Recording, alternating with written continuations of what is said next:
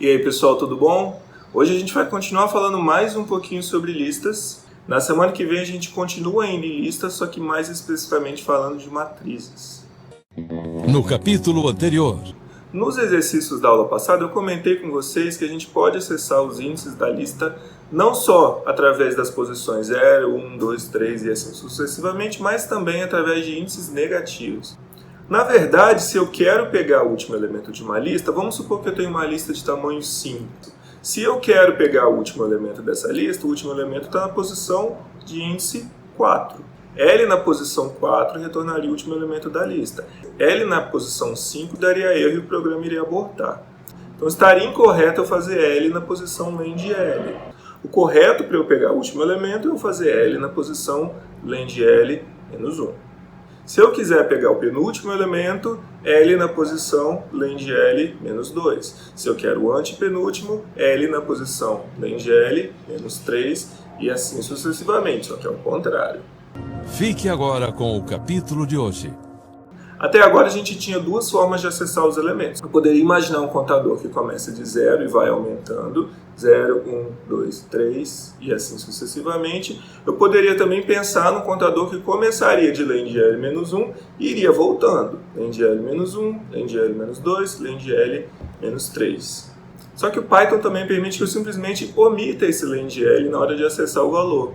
Eu posso colocar só L na posição menos 1. Você já faria L na posição len de L menos 1. É como se você estivesse escondendo len de L e coloca só menos 1. Então eu posso simplesmente acessar os elementos através do L na posição menos 1, L na posição menos 2, L na posição menos 3 e vai voltando até acabar. Tomem cuidado porque nem todas as linguagens de programação permitem isso. E o Python, além de permitir que você acesse os elementos através de índices negativos, ele permite que você acesse fatias da lista, intervalos de valores de uma certa posição até uma outra posição. Vamos supor que eu tenho uma lista com 5 convidados. Se eu tentar acessar a lista da posição 1, 2 pontos, 4, isso significa que eu vou começar do índice 1 da lista e vou pegando todos os elementos na posição 1, na posição 2, na posição 3, até antes da 4. A 4 não entra. Então, se a nossa lista tinha Enzo, Valentina, Ana, Maria e Rita, quais são os elementos nas posições 1, 2 e 3? Valentina, Ana e Maria.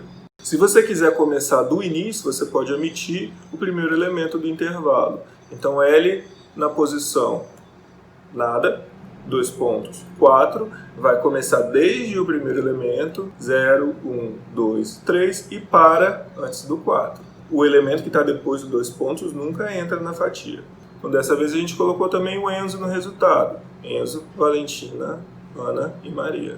Assim como eu posso omitir o primeiro, eu posso também omitir o segundo. Então, convidados na posição 1, 2 pontos, nada, vai começar do segundo elemento da lista, que é a Valentina, até o final. Valentina, Ana, Maria e Rita. Eu posso passar para essa fatia da lista 3 valores ao invés de 2. O primeiro elemento indica o primeiro cara da lista que vai entrar na minha fatia. O segundo elemento indica o primeiro cara da lista que não vai entrar. A partir dali, os elementos não vão fazer parte da minha fatia. E o terceiro elemento seria de quantos em quantos eu vou pular. Se você não põe o primeiro elemento, ele considera que é 0, de onde a lista vai começar. Se você não coloca o segundo elemento, ele considera que você está indo até o final da lista. Se você não coloca o terceiro, que é o que a gente fazia antes, ele considera que você vai pulando de 1 em 1. Mas você pode pular de 2 em 2, de 3 em 3, por exemplo.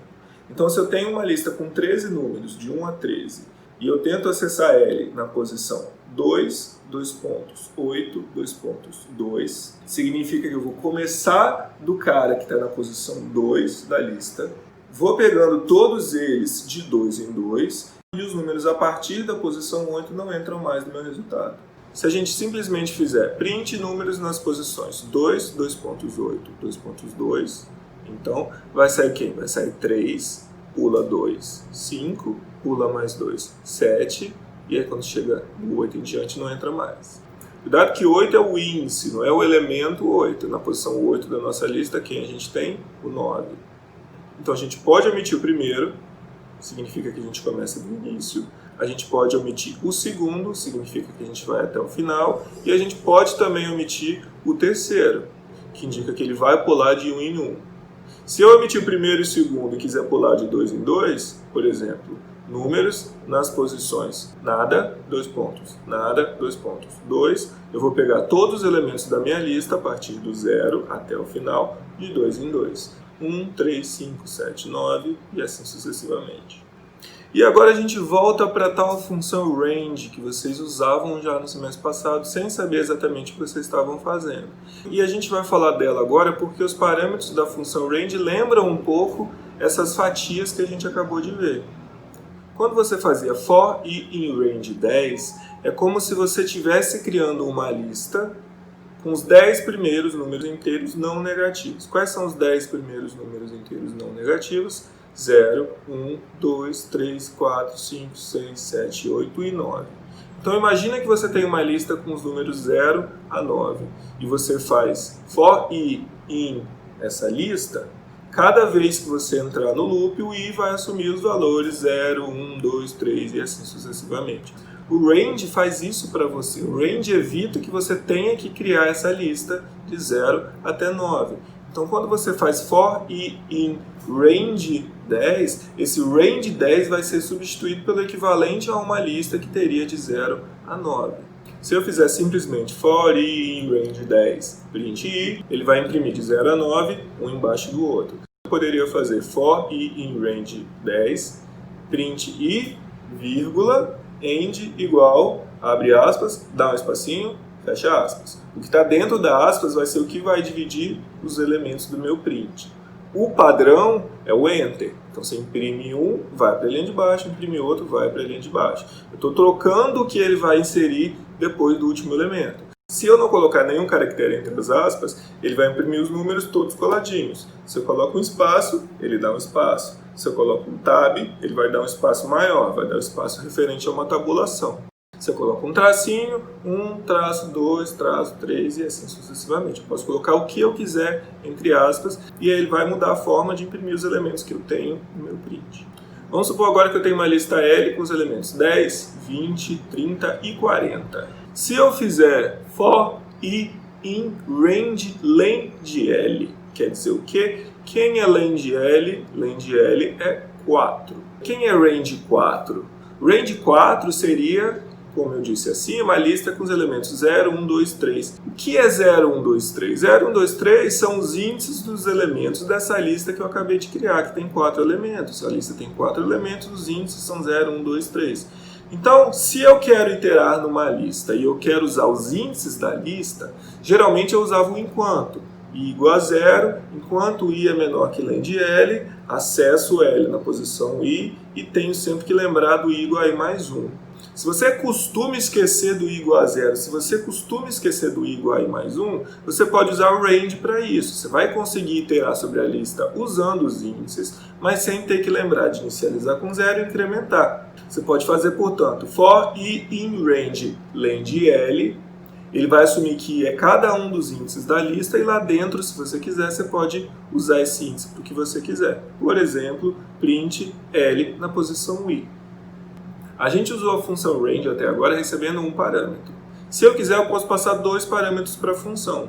Se eu passar 2 parâmetros para a função, o primeiro parâmetro indica qual é o primeiro número inteiro que eu quero e o segundo parâmetro indica qual o primeiro que eu não vou mais utilizar. Range 10 vai de 0 até 9. Range 1,10 vai de 1 até 9.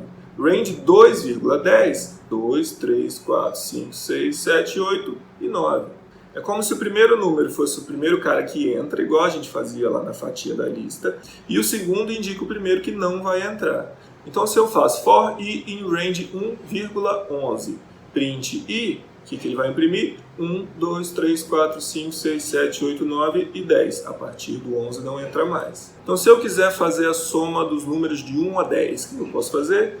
Crio uma variável s que começa com 0, for i in range 1,11, ele vai pegar do 1 ao 10, o que eu faço? Cada vez que eu entrar no loop, somo i a variável s que contém a soma, print a soma dos números de 1 a 10 é vírgula s, que a gente calculou. E para terminar, Assim como a gente fazia lá nas fatias da lista, a gente também pode passar um terceiro parâmetro para a função range. Se eu faço for i in range 1,20,2, ele vai começar do 1, vai ser o primeiro número inteiro que ele pega, ele vai até antes do 20 em diante ele não pega mais, e ele vai pulando de 2 em 2. Então você vai ter o quê? 1, 3, 5, 7, 9, 11, 13, 15, 17 e 19. A partir do 20 não entra mais.